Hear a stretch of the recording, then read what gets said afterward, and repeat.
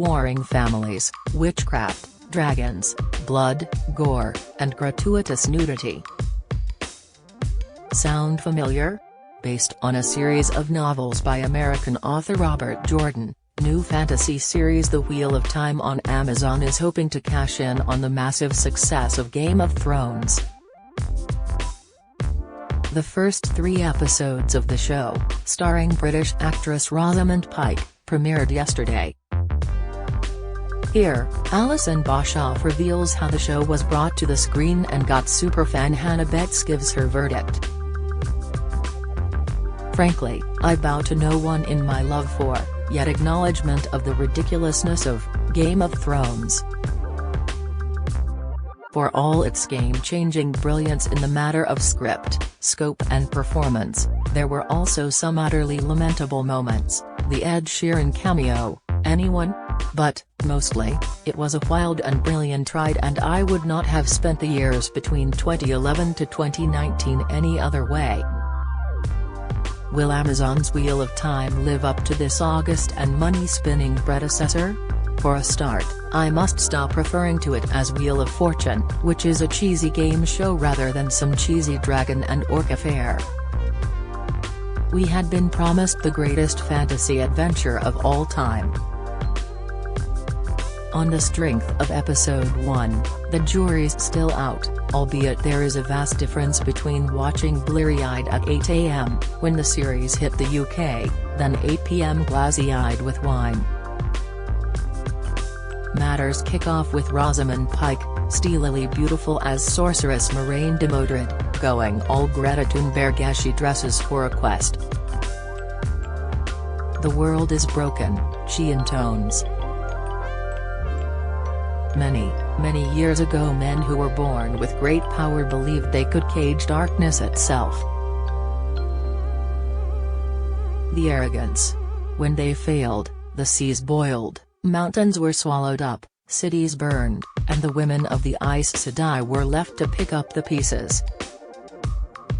Lady, we get it, this is all shades COP26.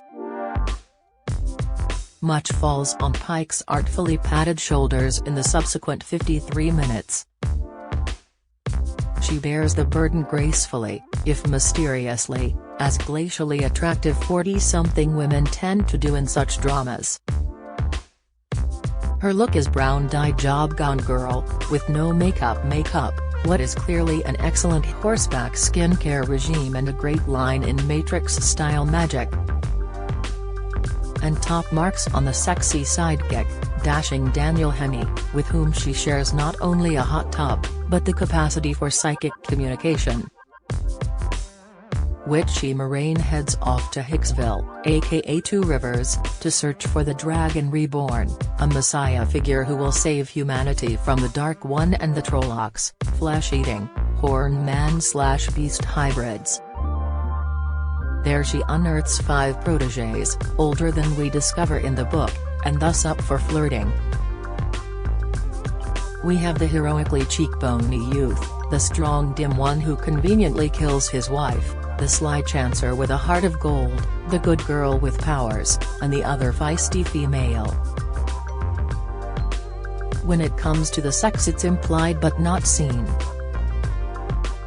On the Thrones tick list, the Wheel of Time boasts plates, man buns, bad bleach jobs, craggy landscapes, medieval yokels, career-minded females, scary monsters, swords of significance, flaky mysticism, immortal love interests, chosen ones, impending evil and guts and gore aplenty. Dialogue is of the old blood runs deep in those mountain sort, while the silly name quotient runs high. At £8 million an episode, it looks more expensive than early episodes of Game of Thrones. Most obviously, the requisite sass and menace that made GOT so compelling was not yet in evidence for Wheel to prove a winning successor. When Game of Thrones was good, it was very good, crackling with wit, intellect and the screen's most quotable dialogue. Opener this may have been, but, in this, what episode 1 fell flat. a woke wonder, or a load of old Trollocs? Only the Wheel of Time will tell. How they created the Wheel of Time by Hannibet's Battle of the Budgets. The rising popularity of streaming services means that TV no longer plays second fiddle to cinema. As a result, big production shows now have bank-breaking budgets. The final series of Game of Thrones cost £11 million per episode, and both Star Wars spin-off The Mandalorian and futuristic Western Westworld were not far behind. The Wheel of Time has 8 episodes per series and a budget said to be between £55 million and £75 million, which works out at between £6.9 million and £9.4 million per episode, making it one of the costliest TV shows ever made. Around 600 cast and crew worked on the production, including a 217-strong visual effects team. Filmed mainly in and around Prague, Amazon received £11.1 million funding from the national government, which represented 20% of the costs spent in the Czech Republic, which means that they spent £55 million there. Fantasy fever. It is no coincidence that Amazon is pinning its hope on a show in the same vein as Game of Thrones. Fantasy adventures are still considered TV gold. As one TV critic observed, Game of Thrones didn't just open the door to more fantasy commissions, it opened floodgates. It told TV executives not just to pursue fantasy books or comics, but to gobble them up. After Game of Thrones came The Witcher, about a mutated monster hunter, His Dark Materials by Philip Pullman and Good Omens, a collaboration between authors Terry Pratchett and Neil Gaiman about the birth of Satan's son. Following The Wheel of Time are those prequels to The Hobbit/Lord of the Rings and Game of Thrones, both due next autumn.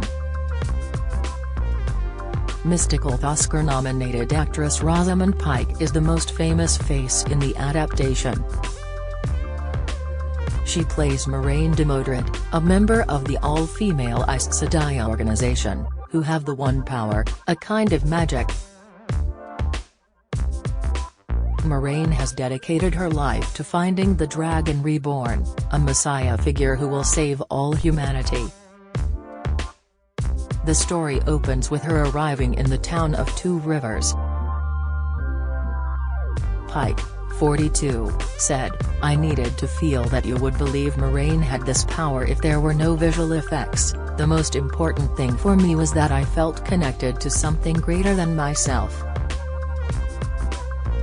I felt like a badass," I said to showrunner Rafe Judkins. "When I first saw it, I need this video of me shooting fireballs to show to my sons again, and again." Talking about the CGI effects, she joked, "It was great. I did a full body scan on day one, and then I never had to show up."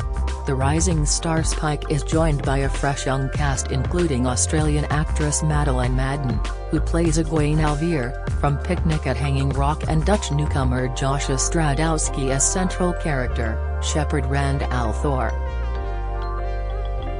New Zealand actress Zoe Robbins plays Nynaeve, the wisdom of the village. All started pre-production in August 2019 with 6 weeks of dialect and stunt training, including horse riding lessons. Zoe said, "I've never been involved in something of this scale. To be involved at the establishing moments too, to be a part of collaborating on costuming, hair and makeup, was something that I had never experienced before." The knowledge that his is a beloved fantasy book series was something that was not lost on us either. "There are people who have grown up with the characters in these books, and it means a lot to a lot of people." She added that 2 pandemic-prompted shutdowns made the cast closer.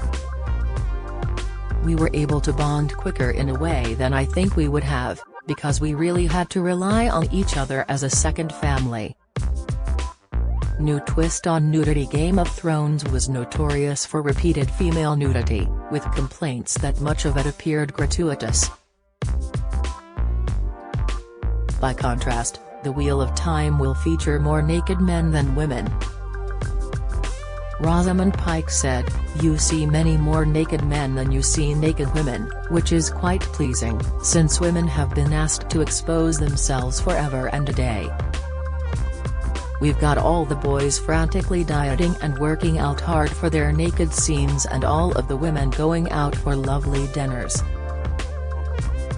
Rafe Judkins, who helped adapt the book to the screen, says that the show is suitable to watch with teenagers, and that there is sex and some nudity, but nothing like the frankness of Game of Thrones. In the first episode there is implied sex and some male nudity. He said, "There's way more nudity in The Witcher or Game of Thrones, but that's not really true to The Wheel of Time, and we don't need it to tell the stories that we have with the characters that we have. It's an adult world. So, you still see stuff sometimes, but we're never really super graphic." War hero writer. The author of The Wheel of Time, Robert Jordan, died aged just 58 in 2007, his books having sold more than 90 million copies in 24 languages. He served as an Army helicopter gunner for 2 tours in the Vietnam War, winning the Distinguished Flying Cross and Bronze Star. After Vietnam, he worked as a nuclear engineer for the U.S. Navy. However, he fell at a shipyard, which led to a blood clot that almost killed him and meant he needed a cane to walk. This injury was the trigger for a new career as a writer. He wrote a historical trilogy under the pseudonym Reagan O'Neill, then a western as Jackson O'Reilly. This was followed by novels based on the Conan the Barbarian franchise. Then in 1990 he created The Eye of the World, his first in the Wheel of Time series.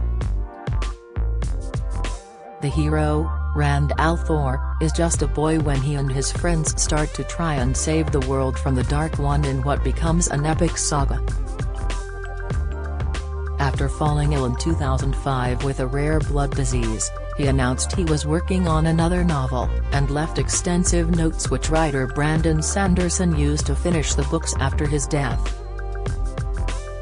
Rosamund Pike said, "When I found out that Robert Jordan had been a helicopter gunner in Vietnam, I thought, oh, that's where this big fantasy world originates.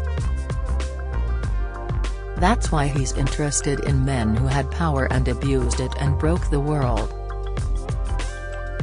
Checkmate's The Wheel of Time makers created their own studio and leased a gigantic 32,000 square meters production hall on the outskirts of Prague in the Czech Republic.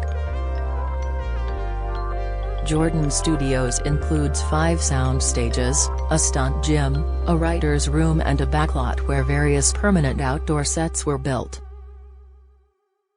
Pike said, "There's not much I can tell you about trekking across its gigantic set, a former truck factory, because I signed a scary-looking NDA." Initially, producers looked at Los Angeles, London, and Budapest but realized that they would need to buy industrial buildings in Prague to realize their ambitious vision. It is said that the whole town of Two Rivers was built, and then burned down as part of the storyline.